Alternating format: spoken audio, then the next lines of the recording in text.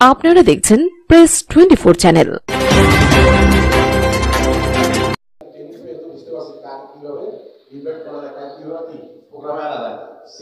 আজকে আপনাকে অনেকে অনেকভাবে এইভাবে এটা নিয়ে আসছে, তাই বলে যেভাবে নিয়ে আসেন না কেন আনছে আপনার সফলতার জন্য।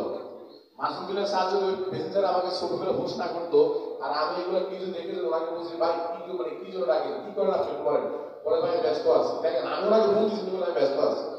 আমি বলছি আপনি আমার সাথে আসে দেখা করেন, আপনি কি করেন আমাকে জানান, একটা করেন কেন আমাকে নিয়ে করেন। আমি জানি না সোনালের মধ্যে একটু ইতিহাস দ্বিতীয় কোনো ব্যক্তি আছে কিনা।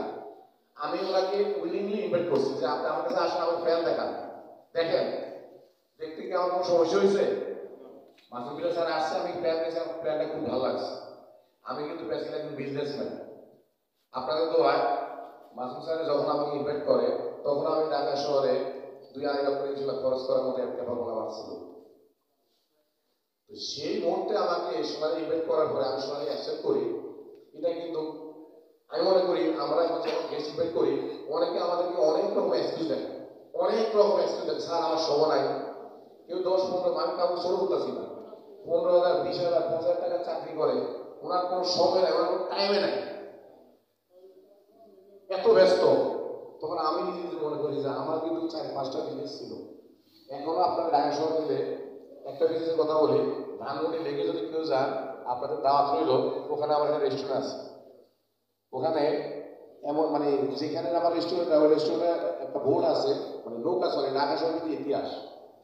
ওই রেস্টুরেন্ট কিন্তু আমার ফ্যামিলি আমার জন্য করছিল, মানে আমাকে বসানোর জন্য।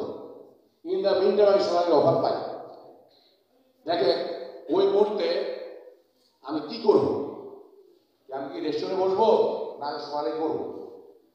কিন্তু আমি নিজেকে নিজে ইনভেস্ট করার পর আমি চিন্তা করলাম যে সোনালি যদি আমি কাজ করি, এতটুকু আমি বুঝতে পারছি সোনালির প্ল্যানে, সোনালির প্রোগ্রাম মানে যে সিস্টেম থেকে আমি এতটুকু নিজেকে এরকম রেস্টুরেন্ট প্রত্যেক মাসে সোনালির 1 মাসে ইনকাম দিয়ে প্রত্যেক মাসে একটা ইচ্ছা হলে রাখা আমি রেস্টুরেন্ট করতে পারবো। যেমন কথা তেমন কাজ।